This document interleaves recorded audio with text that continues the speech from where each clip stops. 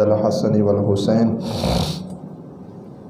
اللہ رب العزت جل جلالہ کی بے حد و بے حساب حمد و ثنا اور حضور سید المرسلین خاتم النبیین احمد مجتبی محمد مصطفیٰ صلی اللہ تعالی علیہ وسلم آپ کی عظیم مقدس عالی بارگاہ میں نذرانہ درود و سلام عرض کرنے کے بعد قرآن مقدس قرآن مجید برہان رشید میں سے چند کلمات پڑھنے کا شرف حاصل کیا۔ اللہ کریم جل جلالہ مقصد بیان کرنے کی توفیق عطا فرمائے۔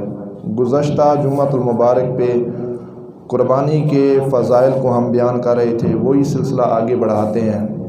ان قریب انشاءاللہ ماہ ذو الحج شریف شروع ہو جائے گا، تو قرآن مقدس قرآن مجید برہان رشید کا اگر بغور مطالعہ کیا جائے تو 4 ماہ جو ہیں حرمت والے اللہ کریم جل جلالہ نے شمار فرمائے ہیں۔ ان حرمت والے مہینوں میں ایک ماہ ذو الحج شریف بھی ہے جو آگے آنے والا ہے۔ حرمت کے لحاظ سے یہ ہے کہ اس میں انسان جو اچھا عمل کرے گا اس کو دگنا ثواب دیا جاتا ہے، باقی مہینوں سے بڑھ کر اللہ کریم جل جلالہ خاص کرم فرماتا ہے۔ اور پھر اگر اس میں گناہ کیے جائے تو گناہ بھی ڈبل ہوگا باقی مہینوں کی بنسبت۔ جو حرمت والے 4 مہینے ہیں تو ان میں سب سے زیادہ شان و افضل اسی ماہ ذو الحج شریف کو عطا کی گئی، کیونکہ عرفہ کے دن کی وجہ سے حج بھی چونکہ ہوتا ہے، قربانی بھی ہوتی ہے، قربانی کے ایام ہے، ایام تشریق ہے، عرفہ ہے، تو اس مناسبت اور اس فیض کی وجہ سے ایک خاص مقام ذو الحج شریف کو حاصل ہے۔ علماء نے بحث کی ہے کہ ماہ مقدس رمضان المبارک کے آخری جو 10 دن ہیں، بالخصوص اس میں لیلۃ القدر شریف کی عظیم رات بھی ہے، جس رات کو 1000 مہینوں سے افضل قرار دیا گیا ہے۔ کیا وہ آخری 10 دن افضل ہیں یا یہ ماہ ذو الحج کے یہ 10 دن افضل ہیں، کیونکہ اس میں حج ہوتا ہے، یوم عرفہ ہے؟ تو علماء نے اس میں کافی بحث مباحثہ کی ہے۔ ملا علی قاری نے بڑی خوبصورت بات کی، آپ فرماتے ہیں بعض نے کہا کہ لیلۃ القدر روزہ کی وجہ سے اور رمضان کی وجہ سے ماہ رمضان کے آخری 10 دن افضل ہیں، اور بعض علماء نے یہ کہا کہ عرفہ کے دن کی وجہ سے ماہ ذو الحج کے یہ جو 10 دن ہیں یہ افضل ہیں۔ تو علماء نے کہا اس بات کے نتیجے پر پہنچے کہ سال کی جتنی بھی راتیں ہیں وہ لیلۃ القدر کی وجہ سے، وہ رمضان کی جو آخری 10 راتیں ہیں وہ سب سے زیادہ افضل ہیں پورے سال کی راتوں سے۔ اور اگر دنوں کا حساب لگایا جائے تو سال میں جتنے دن بنتے ہیں، یوم عرفہ کے دن کی وجہ سے یہ جو 10 دن اللہ کریم جل جلالہ نے خاص فرمائے ماہ ذو الحج کے، یہ سارے سال میں سے سب سے افضل ترین دن ہے یہ 10 دن، جس کے اندر ہم کیا کرتے ہیں، شروع سے 9 دن گزار کر 10ویں دن ہم کیا کرتے ہیں، قربانی کرتے ہیں۔ پھر اس میں ہمارے صوفیاء بزرگان دین نے اخص الخاص اہتمام کیا کرتے تھے، تکبیرات کا، اس کے علاوہ تسبیحات کا، تحلیل کا، تکبیر کا، ذکر و اذکار کا، عبادات کا، نوافل کا ایک خاص اہتمام ان دنوں کے اندر کیا جاتا تھا۔ دن کے لحاظ سے یہ سارے سال سے 10 دن بہت افضل ہیں، جو بھی عمل کیا جائے اللہ کا ایک خاص انعام اور خاص کرم نازل ہوتا ہے۔ اسی واسطے نبی پاک صلی اللہ علیہ وسلم ارشاد فرماتے ہیں ماہ ذو الحج کے جو 10 دن پہلے ہیں، سرکار فرماتے ہیں ان دنوں میں جو عبادت و جو نیکی ہے، سرکار کہتے ہیں باقی دنوں کے عبادت، نوافل، ریاضت سے بڑھ کر ہے جو ان 10 دنوں کے اندر کوئی بھی نیکی کی جاتی ہے، اس سے بڑھ کر اللہ کریم جل جلالہ باقی کسی دن کے اندر ثواب عطا نہیں فرماتا۔ اور روزے کے حوالے سے نبی پاک علیہ الصلوۃ والسلام ارشاد فرماتے ہیں کہ جو ان 10 دنوں میں کسی ایک دن کا روزہ اللہ کی رضا کے لیے رکھے، اسے 1 سال کے روزوں کے برابر اللہ اس کو ثواب عطا فرماتا ہے۔ اتنی اہمیت کی حامل ہیں یہ 10 دن۔ اور نبی پاک صلی اللہ تعالیٰ علیہ وآلہ وبارک وسلم ارشاد فرماتے ہیں کوئی دن اتنا عظیم نہیں ہے، اتنا بابرکت نہیں ہے جتنا ماہ ذو الحجہ کے یہ 10 دن افضل ہیں۔ اور باقاعدہ مسند امام احمد میں سرکار نے واضح طور پر ارشاد فرمایا، سرکار کہتے ہیں پس تحلیل کرو اس اللہ کریم جل جلالہ کی، تکبیر بیان کرو صلی اللہ کریم جل جلالہ کی، اور سرکار فرماتے ہیں اللہ کی تسبیحات کی کثرت کرو، جتنا ہو سکے اس کریم ذات کا ذکر کرو، اللہ کا ذکر کرو، لا الہ الا اللہ کی صورت میں، اللہ کی صورت میں، اللہ اکبر کی صورت میں، یہ کثرت کے الفاظ سرکار نے فرمائے کہ ان تسبیحات کی کیا کرو، کثرت کرو۔ اور باقی اگر مزید دیکھا جائے تو حضرت عبداللہ بن عمر اور حضرت ابو ہریرہ رضی اللہ تعالیٰ دونوں صحابی رسول ہیں، ان کا عمل کیا تھا؟ وہ عمل یہ کیا کرتے تھے کہ ماہ ذو الحجہ کے یہ جو 10 دن ہیں، یہ 10 دن بازار کے اندر جاتے اور بازار کے اندر جا کر بلند آواز کے ساتھ کیا کرتے، تکبیرات پڑھتے تاکہ لوگ تکبیرات کو سنیں۔ پھر جب لوگ تکبیرات کو سنتے ہیں تو پھر کیا کرتے ہیں، وہ بھی تکبیرات پڑھنا شروع کر دیتے ہیں۔ حالانکہ ان ایام میں تکبیرات کا پڑھنا واجب نہیں ہے، واجب بنے گا 9ویں ذی الحجہ سے لے کر 13ویں کے عصر ٹائم تک۔ ہم نماز کے بعد بھی پڑھتے ہیں بلند آواز کے ساتھ اللہ اکبر لا الہ الا اللہ واللہ اکبر وللہ الحمد، یہ 9ویں کی صبح سے لے کر 13ویں کی عصر ٹائم تک یہ ہم پڑھتے ہیں۔ لیکن اصحاب رسول صلی اللہ علیہ وسلم کا عمل دیکھا جائے تو وہ 1 ذو الحجہ سے لے کر 10ویں تک بازاروں کے اندر جا کر بلند آواز کے ساتھ پڑھا کرتے تھے، اللہ اکبر لا الہ الا اللہ واللہ اکبر وللہ الحمد۔ کیوں؟ تاکہ لوگ سنیں، ان کو بھی یاد ہو جائے۔ تو سرکار مدینہ علیہ السلام نے کیا فرمایا، ان 10 دنوں کے اندر کیا کرو، تسبیحات کی کثرت کرو۔ پھر ایک مسئلہ یہ بھی سماعت کر لیجئے کہ اس میں 2 چیزیں ہیں، قربانی کرنے والا کوئی شخص ہو یا قربانی نہ کرنے والا شخص ہو۔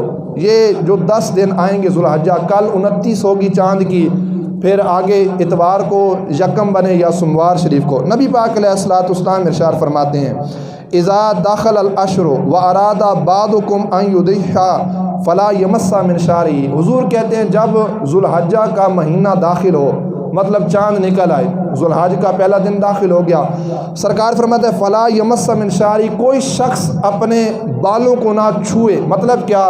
کوئی شخص اپنے بالوں کو نہیں کاٹ سکتا، کوئی شخص اپنے ناخن کو نہیں کاٹ سکتا، کوئی شخص جسم کا کوئی بال نہیں اکھیڑ سکتا، مونچھ نہیں تراش سکتا، حجامت نہیں بنا سکتا، خط نہیں بنا سکتا۔ وجہ کیا ہے؟ یہ استحباب ہے، مستحب ہے اس بندے کے لیے۔ اللہ کریم جل جلالہ اس بندے کو اجر و ثواب عطا فرمائے گا۔ اس بندے کے لیے جس نے قربانی کرنے کا ارادہ کیا ہو وہ یہ عمل نہیں کر سکتا۔ تو لہٰذا جتنے افراد ہیں، جہاں تک پیغام جا رہا ہے، کل اگر چاند نکلے تو یہ جو سارے کام ہیں ہمارے صفائی ستھرائی والے، چاہے ناخن کا معاملہ ہو، جسم کے بالوں کا معاملہ ہو، یہ آج ہی اپنی صفائی کا اہتمام کر لیجئے۔ دوسری طرف دیکھیں تو نبی پاک صلی اللہ تعالیٰ علیہ وآلہ وبارک وسلم کی حدیث پاک ہے، حضرت عبداللہ بن عمر اس کے راوی ہیں، سرکار کہتے ہیں مجھے عید کا حکم دیا گیا، عید الاضحیٰ کا، اور نبی پاک علیہ الصلوۃ والسلام ارشاد فرماتے ہیں میری امت کے لیے بھی اللہ نے عید بنائی ہے۔ سرکار اس بات پر اللہ کا شکر ادا کر رہے ہیں۔ اب ایک شخص ماڑا اور غریب سا وہ حضور کی بارگاہ میں پہنچا، اس نے یہی سوال کیا، آقا صلی اللہ علیہ وسلم میں غریب آدمی ہوں، میں قربانی نہیں کر سکتا۔ تو سرکار نے اس کو یہی عمل بتایا۔ سرکار کہتے ہیں ماہ ذو الحجہ کا چاند نکلنے سے پہلے کیا کرو، اپنی صفائی کا اہتمام کرو۔ سرکار نے کہا حجامت نہیں بنوانی، اپنے ناخن نہیں تراشنے، یہاں تک کہ باقی جتنے لوگ قربانی کرنے والے ہوں وہ قربانی کر چکے ہیں، قربانی کرنے کے بعد تو اپنے ناخنوں کو کاٹ، اپنی حجامت بنا، اپنی صفائی کا اہتمام کر۔ اگرچہ تو ذبیحہ اللہ کی بارگاہ میں نہیں دے رہا، لیکن اس صفائی کی برکت سے اللہ کریم تجھے قربانی جتنا ثواب عطا فرمائے گا۔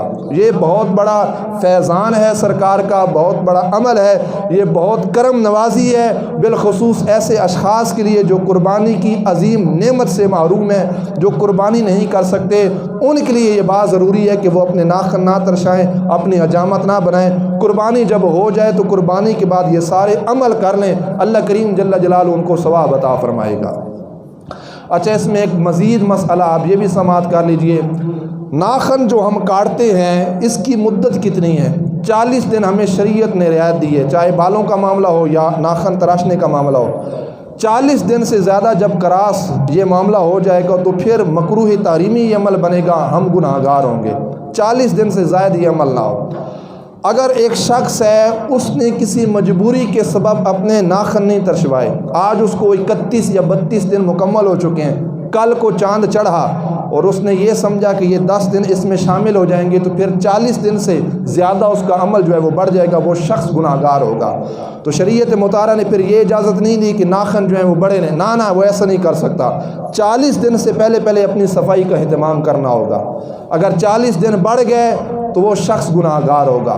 تو یہ ان کے لیے عمل ہے جو 40 دن سے پیچھے ہیں، تاکہ وہ یہ عمل کریں۔ جو قربانی نہیں کرے اللہ کریم جل جلالہ ان کو ثواب عطا فرمائے گا۔ پھر اس میں نبی پاک صلی اللہ علیہ وسلم نے کثرت کے ساتھ تکبیرات کا حکم دیا۔ حضرت سیدنا موسیٰ کلیم اللہ علی نبینا وعلیہ الصلوۃ والسلام اللہ کے پاک پیغمبر ہیں، وہ پہاڑ پہ تشریف لے گئے تھے، کوہ طور پہ اللہ کی بارگاہ میں عرض کی مالک تو اپنا دیدار کروا۔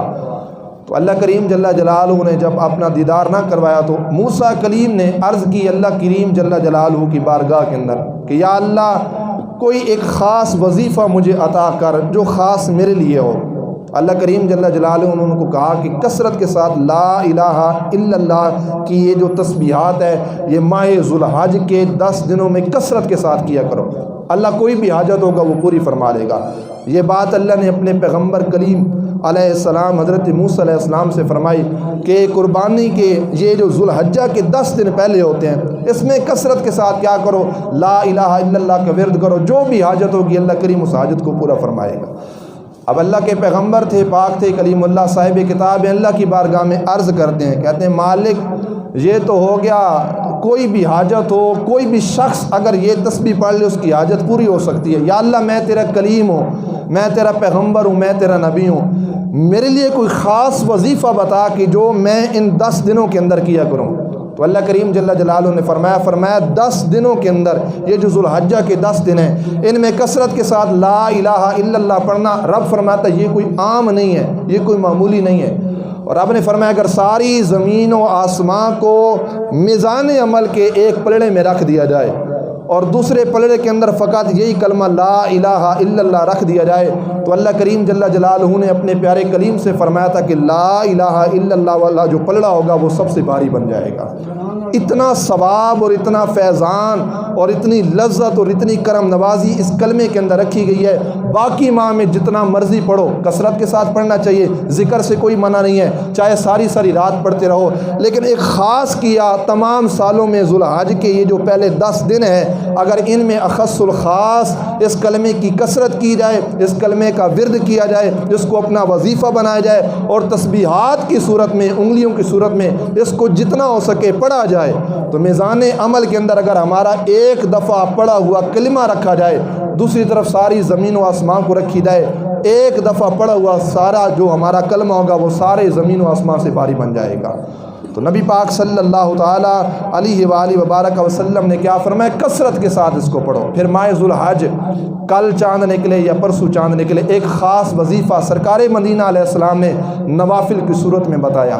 یہ نہیں فرمایا کہ میری امت 50 رکعت پڑھ دے، 100 رکعت پڑھ دے، ایک رکعت میں سورہ فاتحہ کے بعد سورہ یاسین پڑھ دے، سورہ رحمان پڑھ دے، سورہ واقعہ پڑھ دے، سورہ کہف پڑھ دے، نہ سرکار نے اپنی امت کو دقت میں نہیں ڈالا کہ یہ مشکل کام ہے کوئی کرے گا نہیں۔ خاص ایک آسان وظیفہ نبی پاک علیہ الصلوۃ والسلام نے ہر امتی کو ارشاد فرمایا ہے، اور یہ باقاعدہ حدیث پاک میں نبی پاک علیہ الصلوۃ والسلام ارشاد فرماتے ہیں ماہ ذوالحج یکم سے لے کر 10ویں رات تک عشاء کی نماز پڑھنے کے بعد وطروں کے بعد کوئی شخص اگر 2 رکعت نماز نفل پڑھے جس طرح ہم نفل پڑھتے ہیں، سرکار فرماتے ہیں کہ سورہ فاتحہ کے بعد 3 دفعہ سورہ کوثر انا آتینا کل کوثر فصل لربک وانحر انا شانئک هو الابتر، یہ بڑی آسان سی چھوٹی سی صورت ہے، سکولوں میں پڑھی جاتی ہے، کالج میں پڑھی جاتی ہے، بچوں کو یاد بھی ہے، بڑوں کو بھی یاد ہے۔ یہ 3 دفعہ پڑھنی ہے ولضالین کے بعد۔ اس کے بعد 3 دفعہ نبی پاک علیہ السلام فرماتے ہیں سورہ اخلاص پڑھو، قل هو اللہ احد، یہ جو صورت ہے 3 دفعہ یہ پڑھنی ہے۔ یہ 2 رکعت نماز نفل پڑھنی ہے۔ سرکار کہتے ہیں وہ بندہ مومن جو پڑھنے والا ہوگا اس کے جسم پر جتنے بال ہوں گے ایک ایک بال کی برکت، ایک ایک بال کی وجہ سے اللہ کریم جل جلالہ اس بندے کو ہزار نیکیاں عطا فرمائے گا۔ اور سرکار فرماتے ہیں کہ 1000 دینار جو صدقہ اللہ کی بارگاہ میں کیا جاتا ہے اتنا اس بندے کو ثواب ملے گا۔ اب یہی نفل کو اٹھائیں، آپ باقی ماہ کے اندر پڑھیں، رات کو پڑھیں، دن کو پڑھیں، ثواب ہوگا، کتنا ہوگا اللہ جانتا ہے۔ لیکن ماہ ذوالحج کو خاص کیا سرکار نے، یوم عرفہ کی وجہ سے، قربانی کی وجہ سے، حج کی وجہ سے، ایام تشریق کی وجہ سے، یہ جو پہلے 10 دن ہیں یہ بڑے ہی عام ہیں، یہ بڑے ہی خاص ہیں۔ 2 رکعت اگر ان میں پڑھی جائے تو اللہ کریم کتنی کرم نوازی فرمائے گا۔ اچھا، اب دوسرا وظیفہ نبی پاک علیہ الصلوۃ والسلام نے ان لوگوں کے لیے ارشاد فرمایا جو قربانی نہیں کر سکتے۔ پہلی بات میں نے پہلے عرض کی، اور یہ قول داتا صاحب کا نہیں ہے، یہ قول خواجہ غریب نواز کا نہیں ہے، ہماری کسی بزرگ کا نہیں ہے، صوفی کا نہیں ہے، سرکار کی حدیث سے نبی پاک علیہ الصلوۃ والسلام نے ارشاد فرمایا کہ کوئی شخص میری امت میں ماڑا ہے، غریب ہے، صاحب استطاعت نہیں ہے، وہ قربانی نہیں کر سکتا، چاہتا ہے کہ اللہ مجھے قربانی جتنا ثواب عطا فرمائے۔ سرکار فرماتے ہیں عید الاضحیٰ کی نماز پڑھنے کے بعد وہ شخص گھر جائے اور گھر جا کر 2 رکعت نماز نفل پڑھے۔ یہی کام کرنا ہے، 2 رکعت نماز نفل پڑھے۔ کیسے پڑھے؟ سورہ فاتح کے بعد 3 دفعہ سورہ کوثر پڑھ لے، انا اعطیناک الکوثر فصلی لربک وانحر انا شانئک والابتر۔ چونکہ اس میں باقاعدہ قربانی کا آرڈر اللہ نے اپنے محبوب کو عطا کیا۔ یہ جو صورت ہے قربانی والی، نہر والی صورت، انا اعطیناک الکوثر، یہ 3 دفعہ پڑھے۔ آقا کی بارگاہ میں عرض کیا گیا آقا کتنا ثواب ہوگا؟ تو سرکار فرماتے ہیں جتنا ایک اونٹ اللہ کی بارگاہ میں ذبح کیا جاتا ہے، قربان کیا جاتا ہے، اتنا اللہ کریم جل جلالہ اس بندے کو ثواب عطا فرمائے گا۔ بکری، بکرا، دمبا اللہ کی بارگاہ میں قربان کیا جائے یہ بھی بڑا ثواب ہے، لیکن سرکار نے فرمایا اونٹ اگر اللہ کی بارگاہ میں قربان کیا جائے اتنا ثواب اللہ کریم اس کو عطا فرمائے گا۔ اس میں وجہ کیا ہے؟ وہ بندہ ماڑا ہے، غریب ہے، خواہش رکھتا ہے، تمنا رکھتا ہے میں قربانی کروں، لیکن وہ صاحب استطاعت نہیں ہے، تو یہ اللہ کریم جل جلالہ نے خاص انعام اس بندے کے لیے رکھا۔ اب آخری روایت اس حوالے سے کہ قربانی کا جو جانور ہے، چونکہ یہ موسم ہے اور یہ ایام ہے، اس کو خریدنے کے لحاظ سے جتنی ہو سکے احتیاط کیجیے۔ علماء ہیں، مفتیان ہیں، ان سے مسائل پوچھیے اور باقاعدہ جانوروں کو دیکھ کے لیجیے کہ جانور موٹا ہو، تازہ ہو، جانور کے اندر کوئی عیب موجود نہ ہو، دانت کے اعتبار سے، اس کے سینگ کے اعتبار سے، چلنے پھرنے کے لحاظ سے بے عیب جانور ہو، اس کو اللہ کی بارگاہ میں قربان کیجیے۔ آخری روایت اس حوالے سے عرض کرتا ہوں، نبی پاک صلی اللہ تعالیٰ علیہ وآلہ وبارک وسلم ارشاد فرماتے ہیں، مولا علی المرتضیٰ رضی اللہ تعالیٰ عنہ اس حدیث سے پاک کے راوی ہیں، سرکار فرماتے ہیں مومنوں کو جب قبر سے اٹھایا جائے گا بروز محشر تو اللہ کریم جل جلالہ فرمائے گا اے میرے فرشتوں ان کو پیدل نہ چلنے دو۔ یا اللہ کیا وجہ ہے قبروں سے نکل کر پیدل چل کر یہ تیری بارگاہ میں پہنچ؟ یا اللہ یہ کیا ماجرا ہے، ان کو پیدل کیوں نہیں جانے دینا؟ تو اللہ کریم جل جلالہ ارشاد فرمائے گا میرے بندے جو ہیں نا ان کو سواریوں کی عادت بن گئی ہے۔ اللہ فرماتا ہے اب میں نہیں چاہتا کہ یہ بندے پیدل چل کے میری بارگاہ تک پہنچے۔ فرشتے عرض کریں گے مالک یہ کس انداز میں سواری پہ سوار ہوتے ہیں؟ اللہ کریم فرمائے گا کہ بھی ماں کے پیٹ کے اندر تھے، حمل تھا، پیدا نہیں ہوئے تھے، ماں کا جو پیٹ تھا نا ان کے لیے سواری تھی، یہ سوار ہوئے تھے۔ اللہ فرمائے گا جب یہ پیدا ہوئے تھے تو یہ ماں کی گود میں آئے تھے، یہ جو گود تھی یہ میرے بندوں کے لیے سواری بنی تھی، یہ نیچے نہیں گرے تھے۔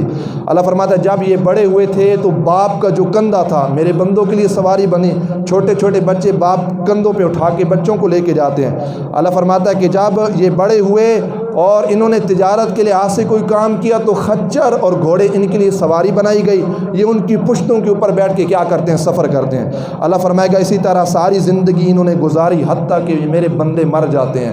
اللہ فرماتا ہے مرنے کے بعد کوئی شخص ان کو زمین پہ گھیل کر قبرستان کی طرف لے کے نہیں جاتا، ان کو چارپائی کے اوپر ادب کے ساتھ ڈالا جاتا ہے، پھر چارپائی لوگ اٹھا کر اپنے کندھوں کے اوپر سوار کر کے ان کو قبر تک لے کے جاتے ہیں۔ اللہ فرماتا ہے اب میرے بندے ساری زندگی انہوں نے سفر کیا ہے، سوار ہو کے ہیں، اب قبر میں آ چکے ہیں، یہ نہیں ہو سکتا کہ اب قبر سے نکلیں یہ زمین پہ سفر کریں، پیدل چل کے میری بارگاہ کے اندر پہنچے۔ اللہ فرمائے گا اب ایسا نہیں، اللہ فرمائے گا ان کے لیے سواریاں جو ہیں وہ پیش کرو۔ اب سواریاں کیسے پیش کی جائیں گی؟ حدیث پاک میں آتا ہے نبی پاک صلی اللہ تعالیٰ علیہ وآلہ وبارک وسلم ارشاد فرماتے ہیں قبر سے جب بندہ قیامت کے دن اٹھایا جائے گا وہ اپنی قبر کے سراندے ایک سواری کو دیکھے گا، جب سواری کو دیکھے گا وہ کہے گا من انت، تو کون ہے؟ تو سواری کیا کہے گی؟ فیقول انا قربانک الذی قربتنی فی الدنیا، وہ سواری بول کے کہے گی، وہ کہے گی میں تیری وہ قربانی ہوں جو تو نے دنیا کے اندر مجھے اللہ کی بارگاہ میں ذبح کیا تھا۔ یہ جو جانور قربانی کی ہم اللہ کریم جل جلالہ کی بارگاہ میں ذبح کرتے ہیں، اونٹ کی صورت میں ہو، گائے کی صورت میں ہو، بکرے کی صورت میں ہو، یہ سواریاں جو ہوں گی یہ قبر کے سرہانے آئیں گی۔ اس کی تفصیل ہے ان کا حسن کتنا ہوگا سواریوں کا۔ اللہ کریم جل جلالہ ارشاد فرمائے گا ان سواریوں کو، سواریاں عرض کریں گی میں اللہ کے بندو ہماری پشتوں کے اوپر سوار ہو جاؤ۔ وہ اللہ کے بندے ان سواریوں کی پشتوں کے اوپر بیٹھ کر اللہ کریم کے عرش کے سائے کے نیچے جائیں گے۔ تو یہ سواریاں تگڑی ہونی چاہیے، بے عیب ہونی چاہیے، ان کو دیکھ بھال کے لیجئے۔ اور آخری روایت اس حوالے سے نبی پاک صلی اللہ تعالیٰ علیہ وآلہ وبارک وسلم نے باقاعدہ طور پہ اپنی امت کو حکم ارشاد فرمایا، قربانی جب کرو تو کوشش کیا کرو قربانی کے وقت حاضر رہا کرو۔ اگر کوئی شخص قربانی نہیں کر سکتا تو کم از کم وہ موقع محل پہ موجود رہے۔ اور سرکار نے یہ بات سیدہ خاتون جنت فاطمہ الزہرا رضی اللہ تعالی عنہا سے ارشاد فرمائی۔ سرکار نے فرمایا خاتون جنت اگر تو قربانی کے وقت موجود رہے گی تو جو جانور کا خون جو ہوتا ہے جو اس کے گلے سے نکلتا ہے اور زمین پہ گرتا ہے وہ زمین پہ بعد میں گرتا ہے، اللہ کریم اس بندے کے گناہ پہلے معاف فرما دیتا ہے۔ کوشش تو کرنی چاہیے کہ چھری پہ خود ہاتھ رکھا جائے اگر کوئی کر نہیں سکتا، یا کم از کم اس موقع پہ خود موجود ہو۔ سرکار نے فرمایا اگر مالک خود اس موقع پہ موجود ہوگا تو جتنے خون کے قطرات زمین پہ گریں گے اللہ کریم جل جلالہ اس کی بدولت کیا کرے گا، اس کے درجے اپنی بارگاہ کے اندر بلند فرمائے گا۔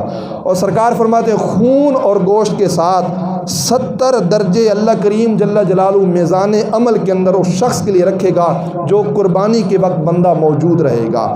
یہ بہت بڑی بات ہے۔ ابو سعید خدری نے عرض کی تھی آقا صلی اللہ علیہ وسلم کیا یہ عمل آل محمد صلی اللہ علیہ وسلم کے لیے خاص ہے یا آپ کے ہر امتی کے لیے خاص ہے؟ تو سرکار نے فرمایا یہ عمل میرے ہر امتی کے لیے، قیامت تک جو آل محمد میں سے ہوں گے یا آل محمد کے علاوہ جو بھی میرا امتی ہوگا قیامت تک قربانی کے وقت موجود و حاضر رہے گا۔ خون کا قطرہ جب زمین پہ گرے گا زمین پہ بعد میں آئے گا، اللہ کریم جل جلالہ قربانی کے مالک کے سارے گناہ پہلے معاف فرما دے گا۔ اللہ تعالیٰ عمل کی توفیق عطا فرمائے، ماہ ذوالحج کا ادب و احترام کرنے کی توفیق نصیب فرمائے۔ وآخر دعوانا ان الحمد للہ رب العالمین۔